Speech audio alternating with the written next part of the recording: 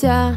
תגיד לי מה עובר עכשיו בראש שלך, וכמה שאלות רוצה לשאול אותך.